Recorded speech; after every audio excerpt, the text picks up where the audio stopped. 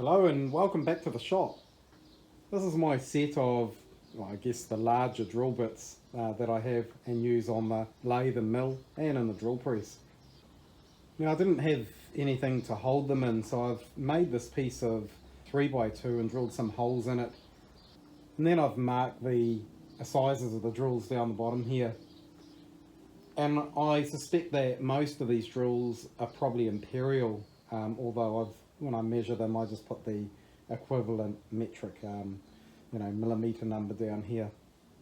And that's why you can see weird sizes like 16.6 or 16.4, 15.7, those sorts of things. A few months ago I purchased a bunch of metric drill bits from 14 millimeters to 25 millimeters. I keep them in this container here, but they're all kind of in a mess and you've got to look at each one to find out what size it is. So I wanted to build another type of drill holding device here for these new drill bits. So that's what we're going to do in this video. Those current drill bits sit up here on the ledge of the garage wall here behind the drill press. And that's where I want to put the new drill bit holder as well. So whatever I build needs to be able to fit in between these studs here each side. And the measurement here it's roughly around about 560 millimeters. So if I can build the new drill bit holder a little bit narrower than that, then it can just sit up there and all the drill bits will be available to be used in the drill press here. I made up a mock-up of the idea I came up with here.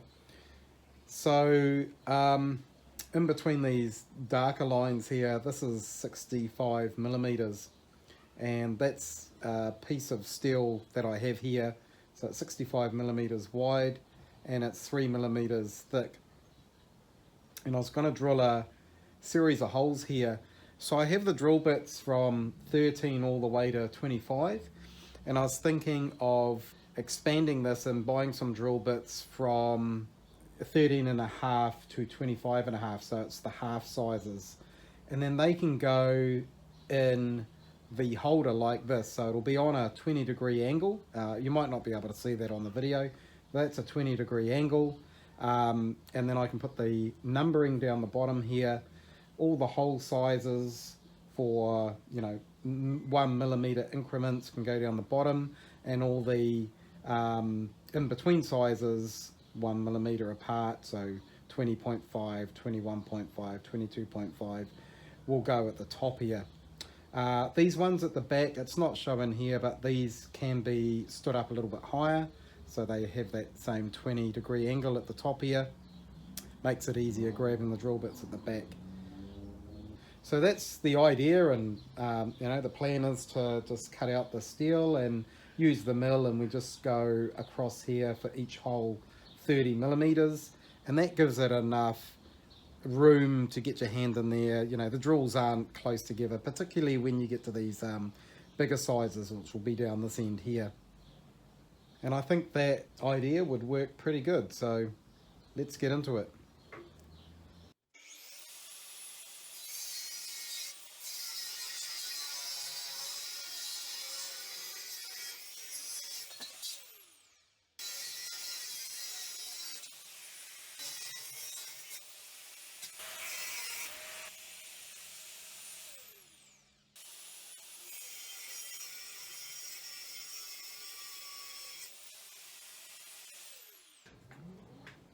So this is the setup that I've got.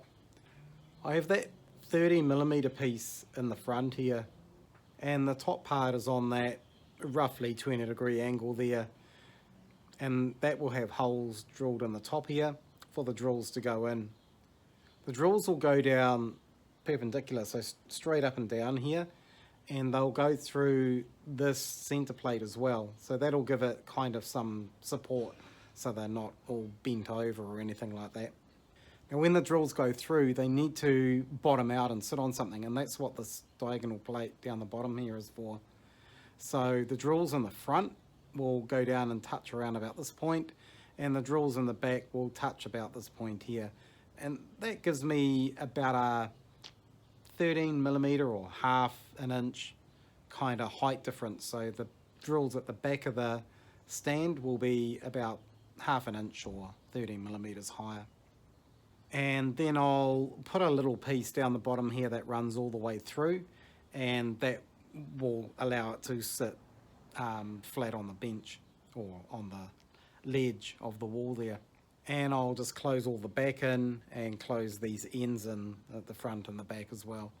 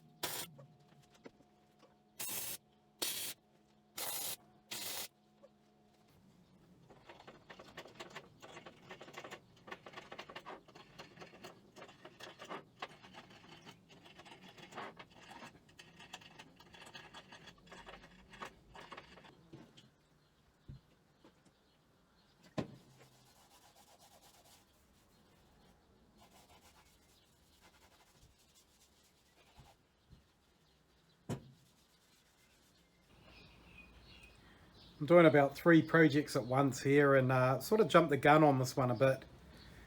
So I've filled up all the gaps with weld on this piece and ground it all smooth. And I went ahead and painted it with some undercoat, and I'd forgot to actually put the numbers down the bottom here.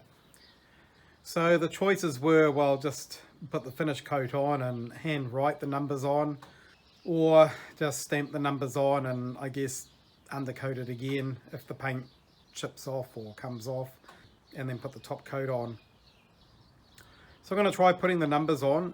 Now I had to make up a bit of a jig for this, which is this piece here. So this piece is just sitting on the bench. There's a bar at the back here which is clamped down with these clamps so that, you know, can push up against it.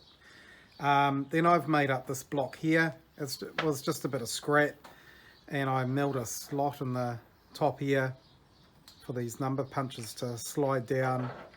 And because we're only using 2 numbers, the first number I'll pull the number punch to the left, and then strike it, and then put the second number in, and then push that to the right and strike it, and that should give us the numbers quite close together.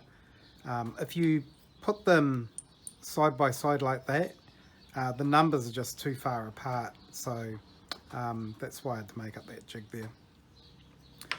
It also will keep all the numbers at the same height, and you know, the spacing will be even all the way through. I've marked the centers here of these holes, well, from, you know, pretty much by eye. So the idea is just to line up the center of this slot with that line, and I think I will clamp this on with a clamp across here, just so that it doesn't move once I strike the number punch.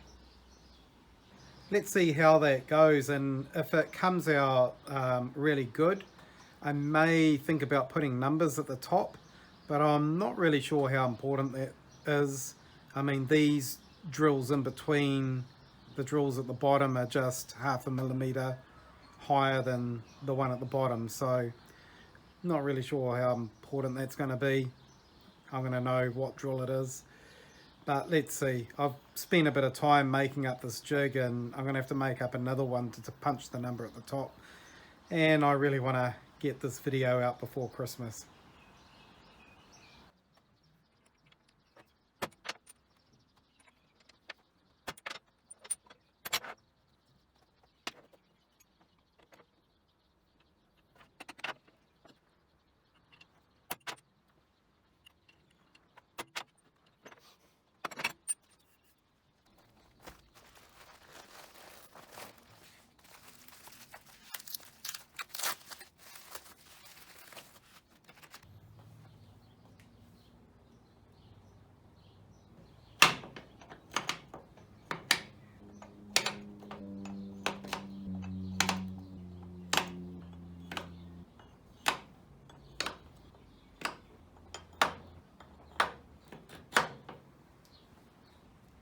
Well, there it is, all finished in fire engine red.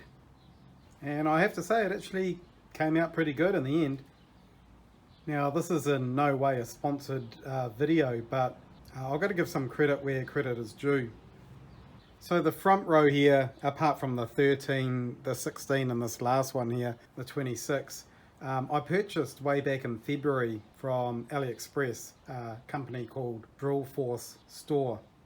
And you know, you always gamble a bit, I guess, because you don't know what sort of quality you're going to get and that sort of thing. But I have to say, I was pretty impressed with the drill bits.